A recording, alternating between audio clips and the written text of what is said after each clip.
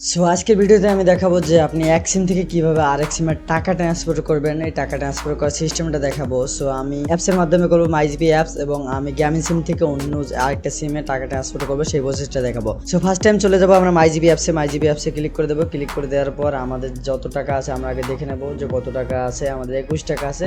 আমার যে ব্যালেন্স অপশনটা আছে এখানে টাইপ করে দেবো। এখানে টাইপ করে দেওয়ার পর এখানে দেখেন নিচে অপশন আছে ব্যালেন্স ট্রান্সফার। এখানে ব্যালেন্স ট্রান্সফারে আমরা ক্লিক করে দেবো। ট্রান্সফারে ক্লিক করে দেওয়ার পর এইখানে আপনার যদি রেজিস্টার করা না থাকে তাহলে যে রেজিস্টার নাও যে বাটনটা আছে এই বাটনে ক্লিক করে দেবেন। ক্লিক করে দিলে আপনাকে ওটিপি কোড পাঠাবে তারা, ওই কোডটা আপনার কাজে লাগবে যখন আপনি টাকাটা পাঠিয়ে দিয়ে যাবেন। দেন আপনি যে নাম্বারে টাকা পাঠাবেন সেই নাম্বারটি টাইপ করে দেবেন। আমরা যে নাম্বারে টাকা পাঠাবো সেই নাম্বারটা আমরা টাইপ করে দেবো। সো নাম্বারটি টাইপ করে দেওয়ার পর নিচে দেখেন enter the amount to transfer between 10 থেকে 100, মানে সর্বনিম্ন আপনি 10 এবং 100 পর্যন্ত ট্রান্সফার করতে পারবেন। দেন আমরা এখানে যদি 21 টাকা আমাদের ব্যালেন্স আছে, সো আমরা 20 টাকা টাইপ করে দেবেন। টাইপ করে দেওয়ার পর আপনাকে বললাম যে ইন্টার পিন, এখানে যে অপশনটা আছে রেজিস্টার করার পর আপনাকে একটা কিন্তু পিন পাঠাবে তারা, একটা এসএমএস এর মাধ্যমে একটা পিন কোড পাঠাবে।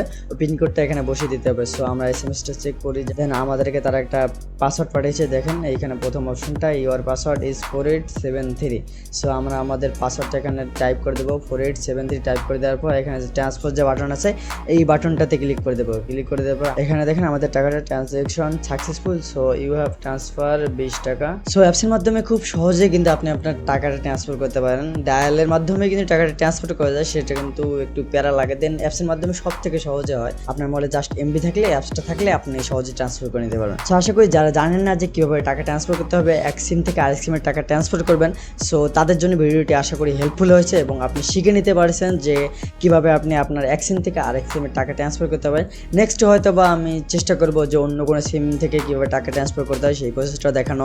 সো আজকে দেখালাম গ্রামীণ সিম থেকে কীভাবে টাকা ট্রান্সফার করতে হয়। সো যদি ভিডিওটি ভালো লেগে থাকে তাহলে অবশ্যই ভিডিও একটা লাইক করে দেবেন। আর আপনি আমার চ্যানেলে নতুন দর্শক হয়ে থাকলে অবশ্যই চ্যানেলটি সাবস্ক্রাইব করে দিতে বলবেন না। সো দেখা হবে নতুন কোনো ভিডিওতে নতুন কোনো টপিক নিয়ে। ততক্ষণ পর্যন্ত ভালো থাকবেন, সুস্থ থাকবেন।